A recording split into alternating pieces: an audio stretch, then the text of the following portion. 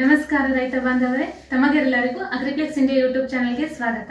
ಈ ಸಂಚಿಕೆಯಲ್ಲಿ ನಾವು ಮಾವಿನ ಬೆಳೆಯಲ್ಲಿ ಬರುವಂತಹ ಬೂದಿ ರೋಗದ ಬಗ್ಗೆ ತಿಳಿದುಕೊಳ್ಳೋಣ. ಇದು ಸಾಮಾನ್ಯವಾಗಿ ಅಕ್ಟೋಬರ್ ತಿಂಗಳಿನಿಂದ ಮಾರ್ಚ್ ತಿಂಗಳಿನವರೆಗೂ ಹರಡಲು ಸೂಕ್ತವಾದ ವಾತಾವರಣವನ್ನು ಹೊಂದಿದೆ.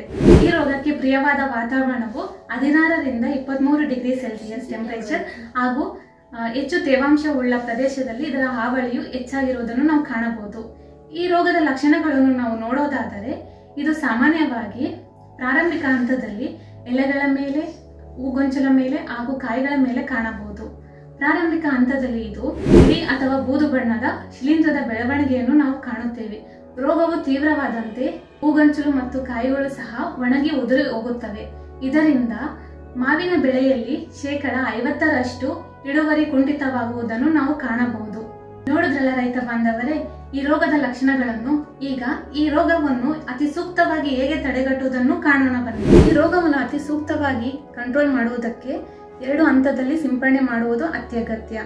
ಮೊದಲನೇ ಹಂತದಲ್ಲಿ ವೆಟೇಬಲ್ ಸಲ್ಫರ್ನನ್ನು ಪ್ರತಿ ಲೀಟರ್ ನೀರಿಗೆ 2 ಗ್ರಾಂನಂತೆ ಬೆರೆಸಿ ಸಿಂಪಡಣೆ ಮಾಡಬೇಕು. 15 ದಿನಗಳ ಅಂತರದಲ್ಲಿ ಸಿಂಜೆಂಟಾ ಥಯೋನ್ಯೂಟ್ರೇಟ್ ಫಂಗಿಸೈಡ್ ಪ್ರತಿ ಲೀಟರ್ ನೀರಿಗೆ 2 ಗ್ರಾಂನಂತೆ ಬೆರೆಸಿ ಸಿಂಪಡಣೆ ಮಾಡಬೇಕು.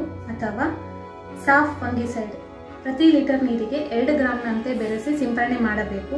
ಅಥವಾ ಟಾಟಾ ಕಾಂಟಾಫ್ಲೆಸ್ ಪ್ರತಿ ಲೀಟರ್ ನೀರಿಗೆ 2 ml ನಂತೆ ಬೆರೆಸಿ ಸಿಂಪಡಣೆ ಮಾಡಬೇಕು. ಅಥವಾ ಮಲ್ಟಿಪ್ಲೆಕ್ಸ್ ವಿಶೇಷ್ ಫಂಗಿಸೈಡ್ ಇದು ಪ್ರತಿ ಲೀಟರ್ ನೀರಿಗೆ 2 ಗ್ರಾಂನಂತೆ ಬೆರೆಸಿ ಸಿಂಪಡಣೆ ಮಾಡಬೇಕು. ಅಥವಾ ನೇಟಿಯೋ ಪ್ರತಿ ಲೀಟರ್ ನೀರಿಗೆ 0.5 ಗ್ರಾಂನಂತೆ ಬೆರೆಸಿ ಸಿಂಪಡಣೆ ಮಾಡಬೇಕು. ಈ ವಿಡಿಯೋದಲ್ಲಿ ಮೆನ್ಷನ್ ಮಾಡಿರುವಂತಹ ಎಲ್ಲಾ ಪ್ರಾಡಕ್ಟ್ಸ್ ನಮ್ಮ ಅಗ್ರಿಪ್ಲೆಕ್ಸ್ ಇಂಡಿಯಾ ವೆಬ್ಸೈಟ್ ಅಲ್ಲಿ ದೊರಕುತ್ತದೆ. ಈ ಕೂಡಲೇ ಸಂಪರ್ಕಿಸಿ. ಅಥವಾ ಸ್ಕ್ರೀನ್ ಮೇಲೆ ಹೋಗ್ತಾ ಇರೋ ನಂಬರ್ಗೂ ಸಹ ನೀವು ಕಾಲ್ ಮಾಡಿಬಿಟ್ಟು ಬೈ ಮಾಡಬಹುದು. ನಮಸ್ಕಾರ.